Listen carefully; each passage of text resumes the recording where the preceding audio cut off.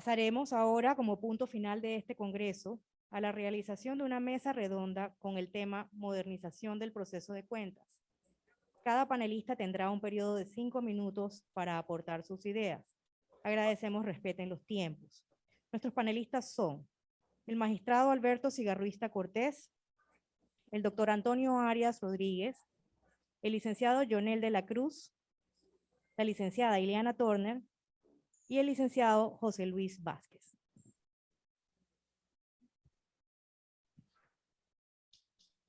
Procederé a leer una pequeña introducción, luego se hará la pregunta que es igual para todos los panelistas y concederé la palabra a medida que vayan participando. Se señala en la exposición de motivos del proyecto de la hoy Ley 67 de 2008 que el Tribunal de Cuentas o Jurisdicción de Cuentas tiene su génesis en la reforma constitucional aprobada en 2004 y en los compromisos adquiridos por la República de Panamá como Estado, parte de la Convención de las Naciones Unidas contra la Corrupción, adoptada mediante Ley 15 de 2005, que establece en su artículo 36 la creación de autoridades especializadas de conformidad con los principios fundamentales del ordenamiento jurídico de cada Estado, uno o más órganos o personas especializadas en la lucha contra la corrupción, mediante la aplicación coercitiva de la ley, que gozarán de la independencia necesaria para que puedan desempeñar sus funciones con eficacia y sin presiones indebidas. La pregunta es, en ese contexto, hoy se ha disertado sobre el presente, futuro y la realidad jurídica de nuestra jurisdicción.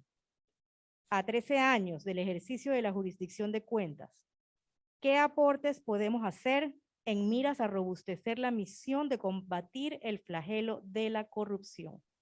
En este momento damos la palabra al magistrado Alberto Cigarruista Cortés. Sí, gracias, muy amable. Gracias y buenas tardes a todos y a todas. Un placer que hicimos tener la gentileza que al menos al cierre del Congreso estar con ustedes aquí personalmente. No lo hemos hecho de principio porque yo creo que no escapa a su entender que el Tribunal de Cuentas de la República de Panamá hemos estado bastante socavados con el problema del COVID. Inclusive dos de los que tenían que ser expositores no pudieron serlo porque en el transcurso de la semana han salido contagiados y dijimos mejor quedarnos tranquilos, de menos presencia allá en el Congreso y que lo hagamos vía Zoom. Es preferible para cuidarlos y cuidarnos nosotros igualmente. Bueno, la pregunta que se hace la hemos estado tratando en el transcurso del día de hoy. Yo siento que los panameños, los que estamos imbuidos en estos temas jurídicos, debemos sentirnos orgullosos del trabajo que se ha hecho en Panamá en aras del combate a la corrupción, porque se ha hecho un esfuerzo. Yo decía hoy en la pronta intervención nuestra que prefería referirme a partir de la nueva democracia que adquirimos en el año 90, la época de la felicidad, de la democratización del país. Ya hablábamos de la Dirección de Responsabilidad Patrimonial, sus virtudes, sus defectos.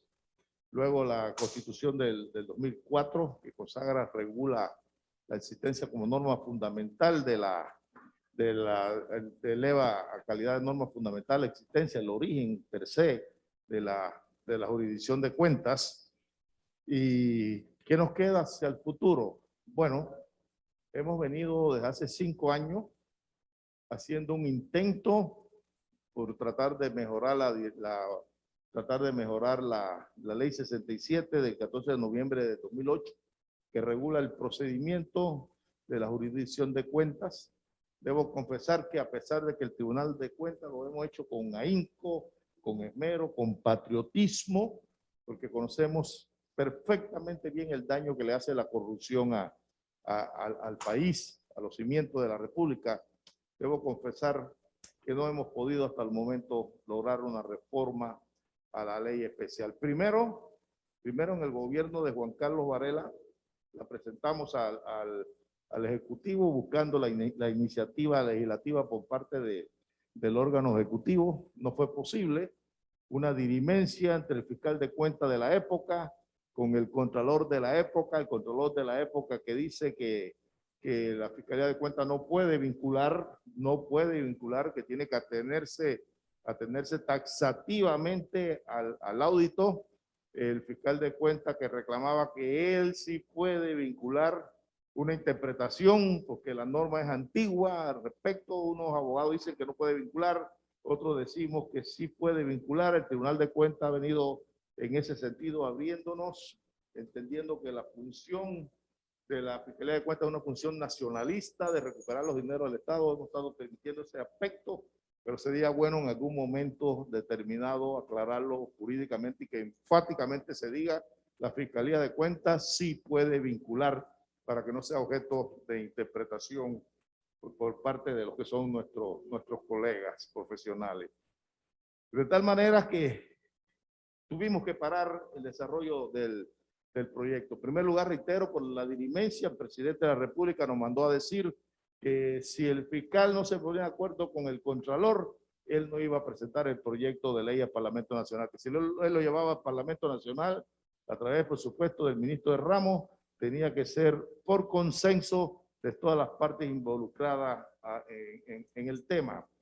Bueno, hace unos meses atrás viene la discusión de si los magistrados del Tribunal de Cuentas tenemos o no tenemos iniciativa legislativa, porque la ley 67, mejor dicho, la Constitución Nacional le da iniciativa legislativa a los magistrados de la Corte Suprema de Justicia en cuanto a lo que es renovar los códigos, y nos dijimos, bueno, si eso es lo que dice la Constitución de la República y la ley especial, la ley 67, dice que los magistrados del Tribunal de Cuentas tenemos los mismos derechos, deberes y prerrogativas que los magistrados de la Corte Suprema de Justicia. Interpreté que si tenemos los mismos derechos, bueno, tenemos derecho también a iniciativa legislativa que la tiene la Corte Suprema de Justicia. En la Asamblea se formó el debate de si tenemos iniciativa legislativa o no tenemos iniciativa legislativa. Finalmente hice una consulta al procurador de la administración y nos dictó la consulta diciendo que no tenemos iniciativa legislativa. Ahí estamos, ahí estamos. Respondiendo a la pregunta, ¿qué tenemos que hacer? Lo primordial es reformar la ley 67, ponerla clara. El problema más álgido que tenemos en la jurisdicción de cuentas es la ejecución de las sentencias. Estamos en deuda con el país. Yo calculo que si nosotros ejecutamos las sentencias, si nosotros llegásemos a rematar la lista de bienes que yo le leí en mi intervención, nosotros estaríamos recabando no menos de 350 millones de dólares, recuperando en demasía lo que le han robado lo que le han robado los panameños al país, por lo menos lo que ha llegado a la Fiscalía y el Tribunal de Cuentas, porque nadie escapa que habrán lesiones patrimoniales que no llegan nunca, porque difícilmente llegan las lesiones patrimoniales, pero bueno, las que han llegado serían suficientes para resarcir al Estado panameño. ¿Cuál tiene que ser nuestra misión? La misión pronta tiene que ser ver cómo logramos que ese proyecto de ley, estamos tratando, vamos a iniciar la próxima semana, ya el Parlamento Nacional regresó al ejercicio de sus funciones, vamos a tratar de comunicarnos con el presidente de la República, a ver si nos puede atender, hablar con el presidente Cortizo y soslayarle la obligación que tenemos con Panamá, el deber de ser patriota, de amar nuestra patria y de entender que tenemos que combatir la corrupción de la mayor manera posible.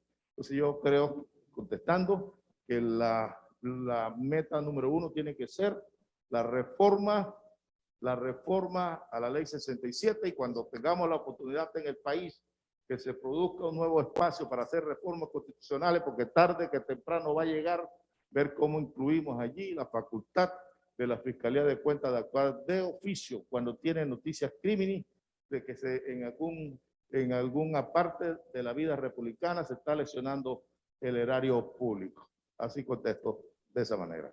Y muchas gracias por la pregunta. Gracias, magistrado Cigarruista, por su aporte. Cedemos la palabra al doctor Antonio Arias, la misma pregunta. Sí, gracias. Bueno, yo me centraré más que nada en la propia concepción de los tribunales de cuentas, del órgano de enjuiciamiento, y cómo puede en su acción, sin falta de una normativa distinta, o quizás no tan profunda y afectada a los procedimientos jurisdiccionales, cómo puede afectar, ¿no? Algunas experiencias que he visto en otros países, ¿no? Lo primero que está produciéndose en Europa es la generalización de los planes estratégicos de los tribunales de cuentas, ¿no?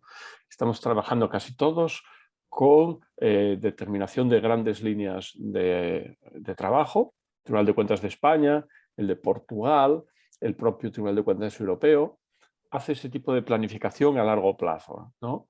Determinando las áreas de riesgo en todas las instituciones que va a fiscalizar, etcétera, ¿no?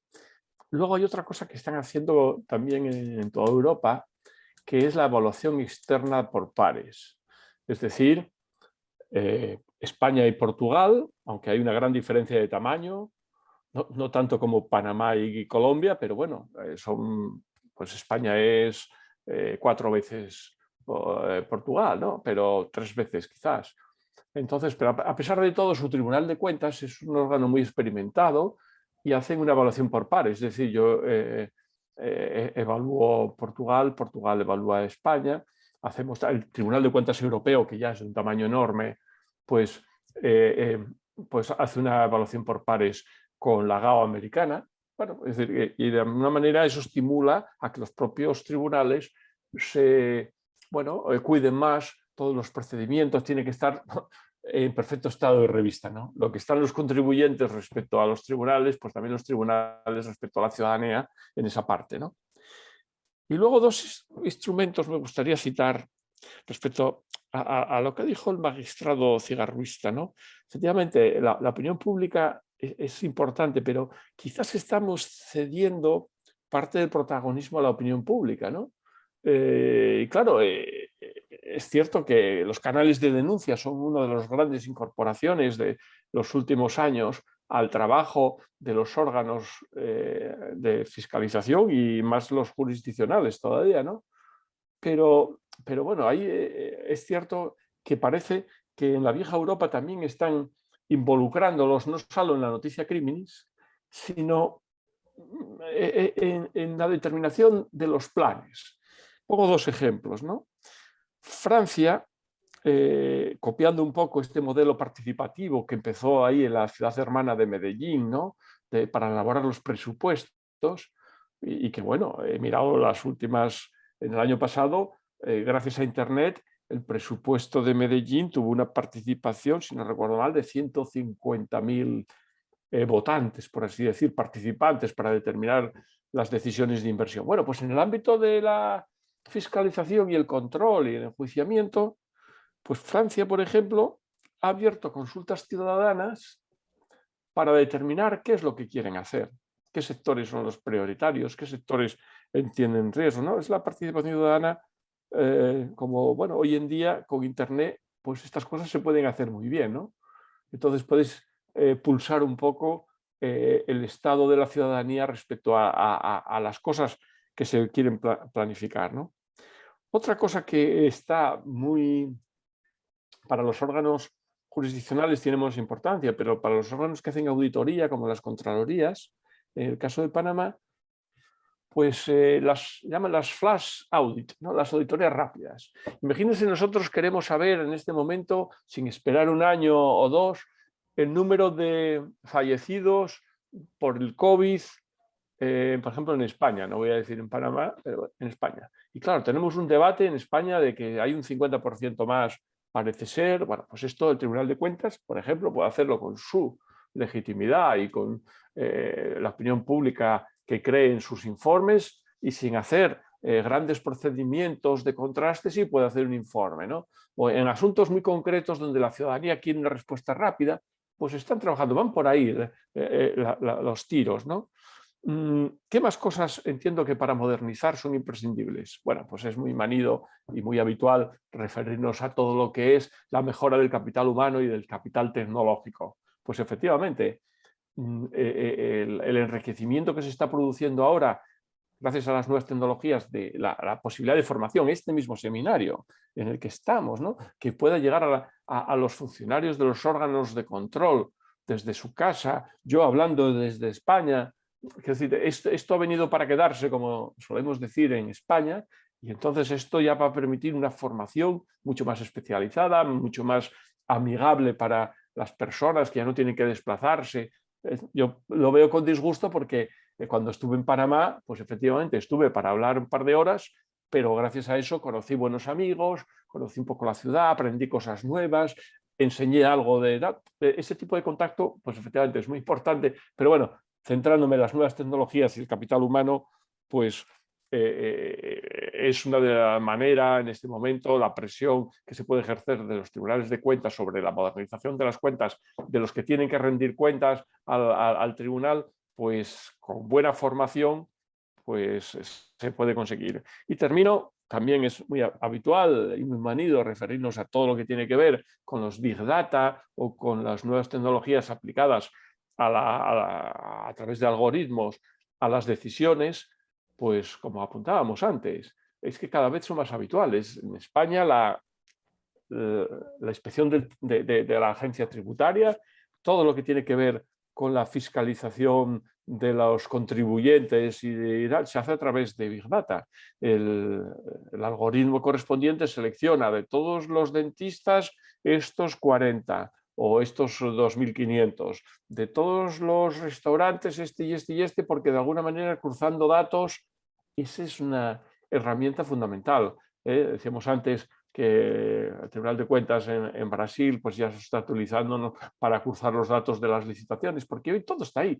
La minería ahora ya no es de oro, sino de datos. El que tiene los datos tiene... Y en este caso el sector público tiene todos los datos. Cada vez yo creo que tienen menos importancia las cuentas y sí más los procedimientos para encontrar dónde se están produciendo fraudes y la posibilidad de atajarlos y combatirlos, ¿no?, gracias a todas estas herramientas, ¿no? La inspección de trabajo ya está haciéndolo también. Incluso eso que llamamos los procedimientos administrativos automatizados. En auditoría se utiliza mucho las RPA, ¿no?, donde no participa la mano humana.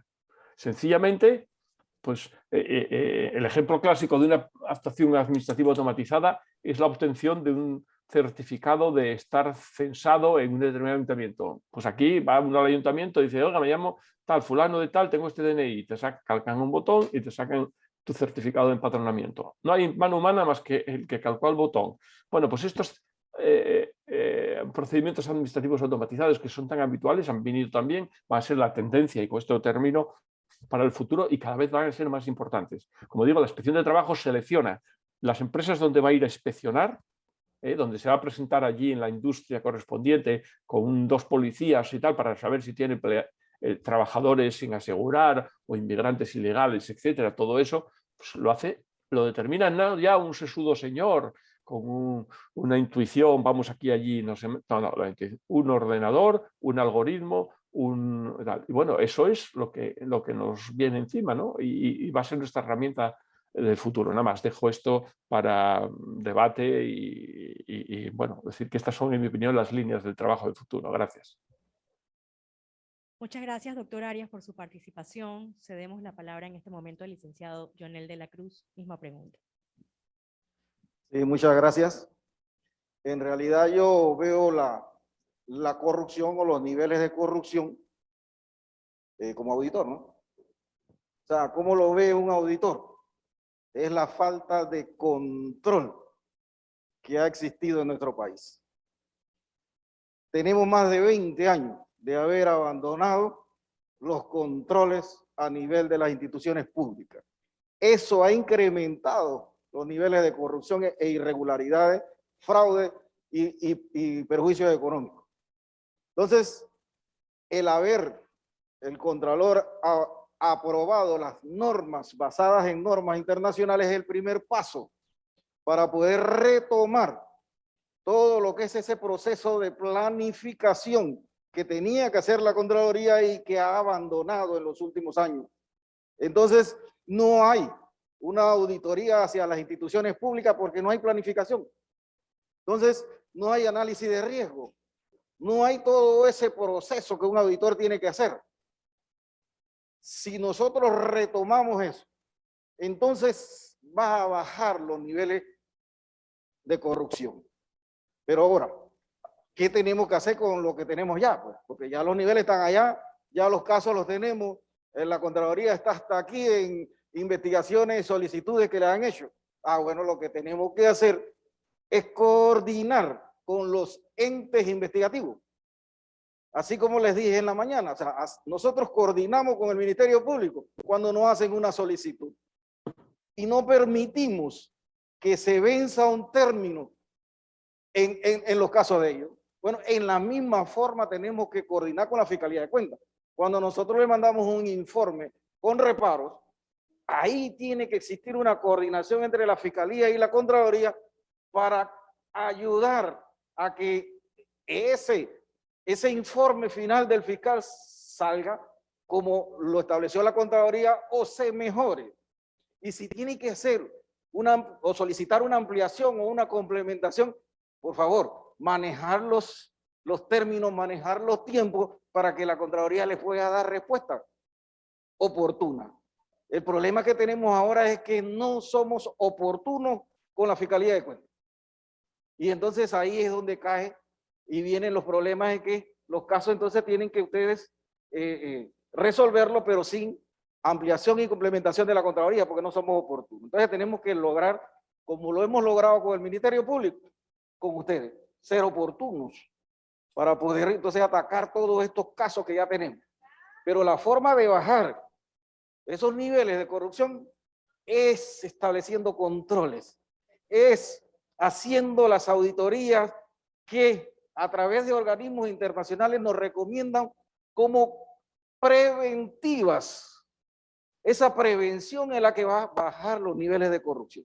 Si no logramos eso, esto va a crecer y ustedes van a quedar asfixiados igual que estamos nosotros en la Contraloría. Porque no se está haciendo nada. O sea, no se está atacando el verdadero problema, que es la falta de control en la gestión pública. Gracias. Muchas gracias, licenciado de la Cruz, por su valiosa participación. Cedemos la palabra en este momento a la licenciada Iliana Turner. Sí, muy buenas al auditorio y estoy pues a las preguntas.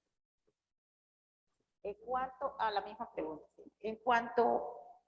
porque ya han adelantado criterios en las exposiciones que hemos escuchado, cada expositor en su momento dio recomendaciones que son en este momento necesarias, diría yo, para una autonomía administrativa de carácter especial de la jurisdicción de cuentas, no solo del Tribunal de Cuentas, porque para poder hacer efectiva esta jurisdicción tiene que haber un trabajo como hace el Ministerio Público con el órgano judicial. Si bien es cierto, son intereses en un momento diferente, parte acusadora en nombre del Estado y los magistrados que estén en la planilla del Estado y ser servidores públicos, pero hay principios vitales como son la imparcialidad y la independencia.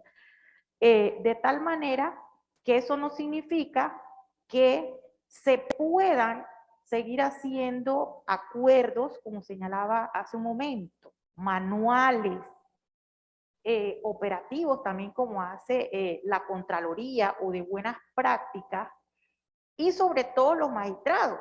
Si la propia Constitución les da la facultad, es al Tribunal de Cuentas para hacer su reglamentación interna funcional a través de acuerdos que no sean, pues, en ese sentido, que contravenga ninguna competencia de otro órgano extrapoder o autónomo, podría, a través de acuerdos determinados, como hizo la Corte Suprema en los momentos que se crearon los jueces que iban de liquidadores para poder terminar con el sistema inquisitivo. Se tuvo que hacer acuerdos por la Sala de Negocios Generales y con anuencia de todos los magistrados en pleno hubo esa voluntad y se crearon la cantidad de jueces a nivel nacional para salir de esta carga y poder ir a ese sistema. Si bien es cierto, los primeros magistrados, y todavía les extiende a ustedes el periodo, se tuvieran los casos de 1990 todavía, que sí estaban todavía en gaveta y archivos, como hablamos de la Contraloría, por falta de las auditorías de complementación. Pero ese fue un momento en la historia panameña, mientras se iba cada día, como hoy, concientizando a los funcionarios, a la comunidad, a la sociedad civil, que Panamá hoy por hoy tiene que hacer una lucha fuerte, como dije hace un momento, con gran músculo, requiere a todos los servidores públicos de todos los organismos que tienen que ver con esta competencia. En ese sentido, que no es parte de la respuesta, pero es ilustrativo, es importante ver cómo un caso relevante en este país de muchos millones, por ejemplo, en lo penal, la prescripción en los delitos de peculado es el doble de la pena. Eso significa que por el de malversación, que es el que corresponde, yo le veo el homólogo a la conducta con cuentas, la pena máxima sería 20 años. Hay otro que es 16, 8 y 8, y así sucesivamente.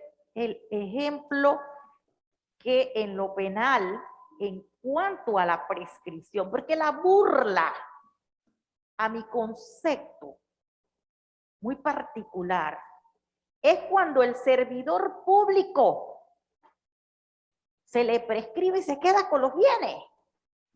Esa es una doble burla y es una hipocresía también del Estado. Hablemoslo a calzón quitado, que es una hipocresía. Porque ¿qué hacemos con ser signatario de todas las convenciones internacionales? Panamá de una vez, primerito en todas las convenciones internacionales. Pues póngala en práctica.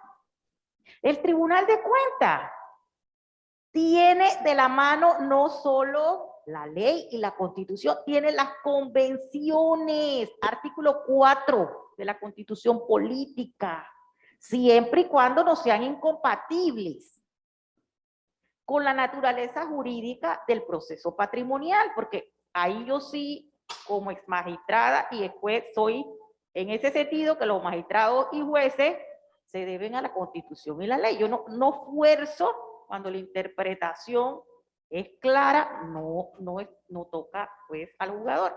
Otra cosa, cuando pues está en el plano de abogado, ya cambian las figuras. Pero hablando, la temática precisamente es dejarnos de ese concepto hipócrita, de llevar los diputados a la asamblea una serie de proyectos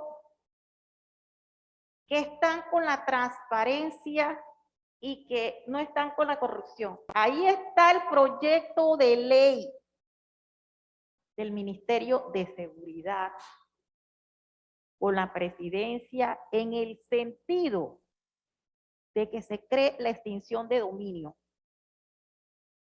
No para los bienes estos que son patrimonio del Estado, que quiero dejar claro porque es diferente con otros países. Cada país tiene sus regulaciones para el enriquecimiento ilícito que salió de la ley 67 y le pregunto, si el enriquecimiento ilícito que no es con dolo y no es culpa, entonces aquí ahora, ustedes saben que está despenal, ya no pertenece con la ley 67 del 2008, se sacó el enriquecimiento injustificado de la ley y no se le ha dado. Otra cosa es el enriquecimiento injustificado como delito. que ese sí existe, y sobre todo el del servidor público, y lo que Panamá no tiene, el enriquecimiento jurídico del particular, que lo tienen otros países, tampoco lo tiene Panamá. Entonces hay mecanismos para la lucha contra la corrupción. Empezar por aprobar esos proyectos que los van guardando. Se necesita que sean aprobados, pero eso sí, que no respondamos a ordenamientos, modelos de otros países que no encajan en nuestra legislación, porque después no los podemos poner a operar. Eso por un lado. Por lo otro, de acuerdo que la jurisdicción de cuenta no puede inhabilitar. No sé cuántas veces podía estar la persona cometiendo pues una lesión y administrando. Pero sí conozco casos, y no me dejará mentir el magistrado Cigarruista, que le correspondió a él, caso que uno no desea el nombre, pero pues dentro de ellos de la lotería, de allá de Los Santos. ¿Y qué hizo la Contraloría? Mandó al Tribunal de Cuentas desde ya, cuando mandó el expediente, venía con esa facultad que tenía. Ya una vez porque no la tiene el tribunal. El tribunal no puede inhabilitar lo que no le permite la ley. Pero cada uno tiene que hacer su tarea y hacer los manuales. ¿Qué me toca a mí? ¿Qué te toca a ti? Hacer ese ejercicio. No volver a dictar otra ley en parche, como hacen, digo yo, con las carreteras cuando uno va para el interior.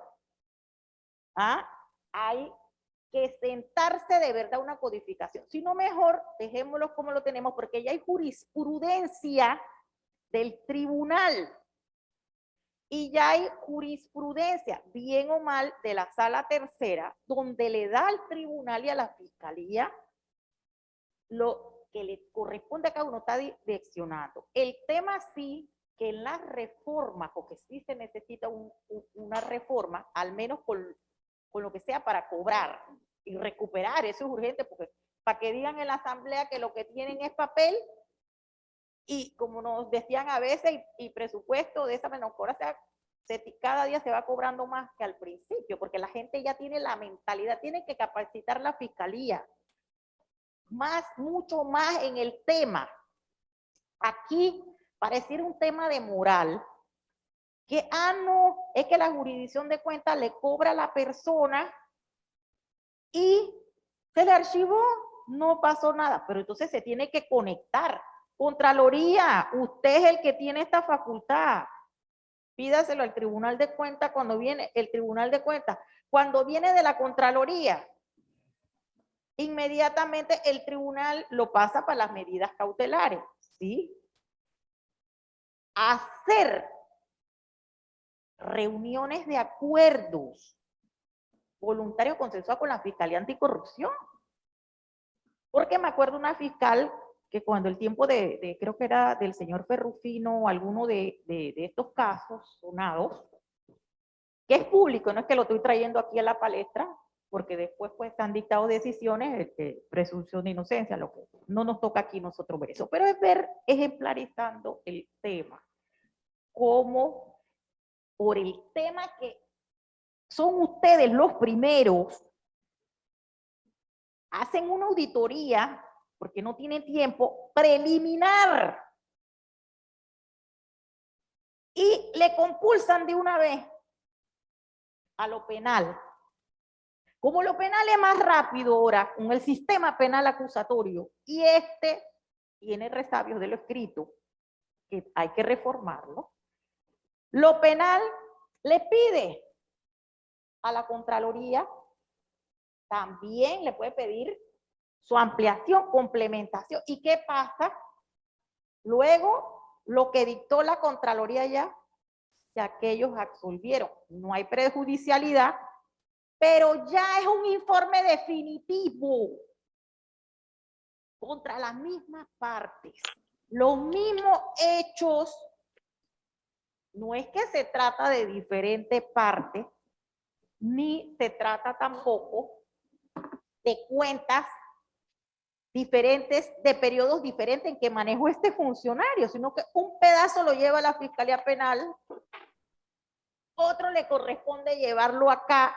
Entonces, pongámonos de acuerdo porque ya eso no es la ley. La ley da todas las herramientas para hacerlo. Medida cautelar sin fianza, sin fianza. Licenciada Turner, un minuto para concluir. Eso es todo. Ya finalmente, pues, el tema es que todo depende de la voluntad de nosotros y ampliar el concepto para una mejora en la lucha anticorrupción y llevar ese mensaje de que los panameños no somos corruptos, porque hay una imagen de muchos casos que se llevan a la palestra que mandamos una mala imagen porque todos no somos corruptos. Gracias. Muchísimas gracias por su aporte, licenciada Turner. En este momento cedemos la palabra al licenciado José Luis Vázquez. Muy bien, voy a ser breve. Como bien el magistrado Cigarruita ha señalado, creo que coincidimos en el sentido de que la ley 67 del 14 de noviembre de 2008 se necesita con urgencia una modificación principalmente en los procesos por cobro coactivo. En ese sentido, la jurisdicción de cuentas solamente mantiene números teóricos y estamos lejos de establecer los números reales, que así creo que el Estado recuperaría parte de los malos manejos de los fondos por parte de los funcionarios o también de los agentes de manejo. Pero más allá, voy a enfocar en estos 2 minutitos que me quedan sobre una medida preventiva, porque la pregunta se nos refiere a hacer mira de robustecer la misión de combatir el flagelo de la corrupción. Y una de las formas de combatir el flagelo de la corrupción es de manera preventiva.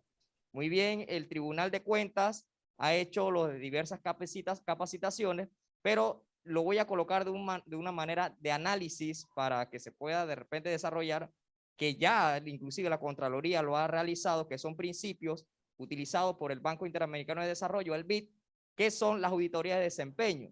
Esta auditoría de desempeño, más que todo, lo busca es prevenir y enfocar lo que es una mejor rendición de cuentas por parte de los funcionarios del Estado. En ese sentido, lo que buscan es una mejor supervisión del desempeño en el ejercicio de funciones por parte de cada uno de los empleados de manejo funcionarios del Estado. Sin embargo, por eso lo señalé, que es para un análisis a fin de determinar, porque ya la Contraloría en sí, en su institución, lo tiene con los diversos funcionarios de esta auditoría de desempeño, pero era trasladarla a las diversas instituciones del Estado.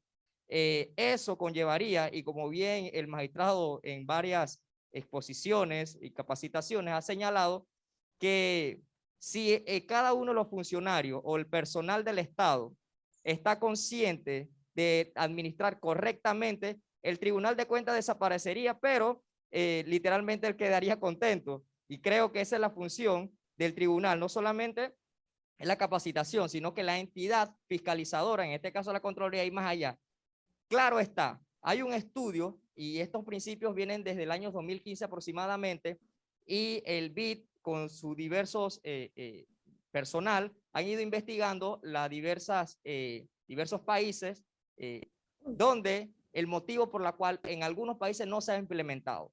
Y una de las razones, y es obvia, es la falta de recursos y también porque se necesita un personal idóneo para ejercer esta auditoría de desempeño, porque cada función va a necesitar un superior que maneje la información y que supervise las funciones de cada uno.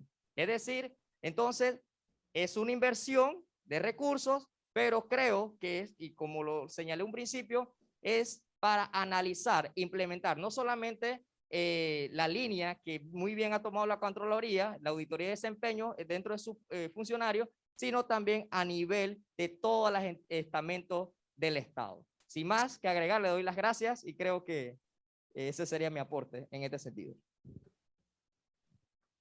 Muchas gracias, licenciado Vázquez, por su aporte, y con estas palabras damos por finalizada la mesa redonda.